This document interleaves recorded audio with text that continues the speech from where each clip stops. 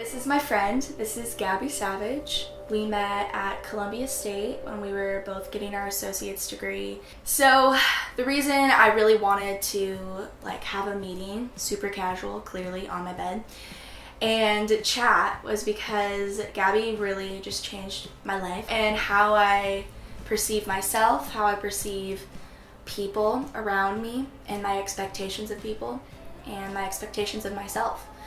And through a conversation we had, which is kind of funny how it came to be and how it ended, it inspired my single Good Enough. So I brought her today to kind of discuss what it's all about and what she's all about, and I think you'll be inspired. My school asked to do an interview about me in my music and my experience with the voice, and Gabby was asked to interview me, and to make a long story short, I ended up really interviewing her because she is just such a strong, beautiful person. So, do tell. Well, starting out with this interview, I had to get to know Carmen and just kind of her backstory so that I'd be able to properly present her in this article. We started sharing our own stories and realized we have, different scars with the same kind of pain. We've walked different paths on the same earth. We're not that different after all.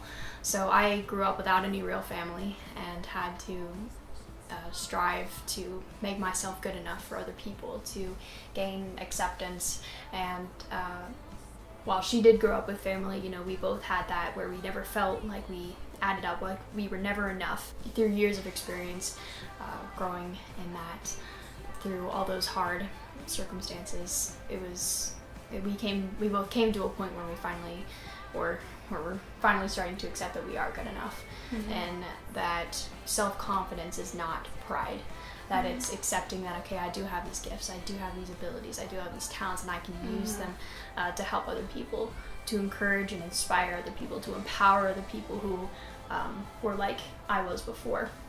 And so that's kind of the place that we both have journeyed to. Obviously, she inspired me to sit down and really articulate some of my own feelings that I had been dwelling upon for that year of silence I went through. I didn't grow up the way that Gabby did. I was very much spoiled with affirmations and love and encouragement.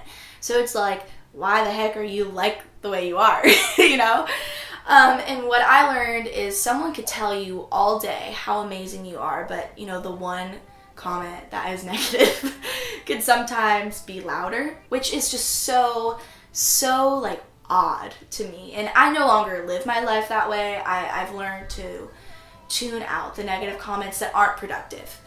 But for me, I say in the second verse of Good Enough, I find that I'm always looking for someone who can make me feel less forsaken.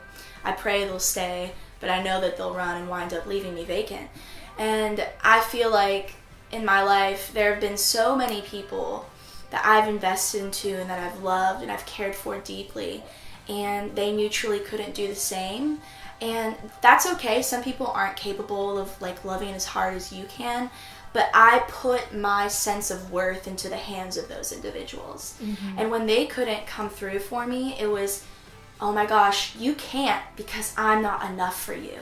Mm-hmm. You can't because I'm not fulfilling the void in you, and you can't fulfill the void in me. So it's just this dysfunctional relationship that there is no end to it. It's just round and around you go in dysfunction. Mm-hmm. So I've just come to the conclusion personally that a human cannot and will not fulfill that void inside of me personally. I think there are many people who can love you so hard and be there for you and be generous and kind and a friend for life, but they shouldn't be the defining factor in which makes you feel inherently valuable. If you don't have that foundation of self-worth and identity as a child of God, if you don't have that on which to build your life, you've got nothing right. to fall back on. At the end of the day, what you have is it's yourself. And if you're good enough for God, that's all that matters. You don't have to be good enough for other people. It's being good enough in His eyes. And that was the freedom that I found, and I know that you found, where mm-hmm. your past doesn't reflect your future. God sees you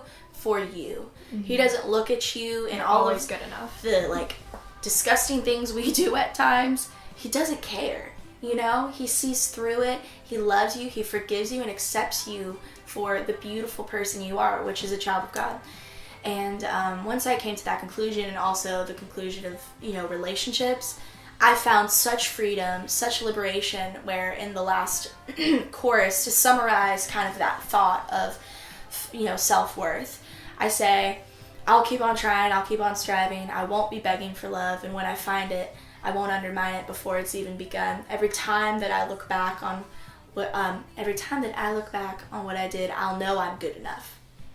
Because in every moment, whether it was the good or the bad, I know in that moment I was perfectly imperfect and saved by redeeming love. And that is good enough for me. And it might not be good enough for everybody, but it is for me, and I have found personal freedom in that truth. So that's kind of what good enough is about. Yeah, to be able to look back and say I did the best that I could with everything that I had, and I gave it my all, and God, even if I hadn't, God would have still loved me just as I am and seen me the same way, because He looks at the heart and where you are on the inside, because that's what really matters.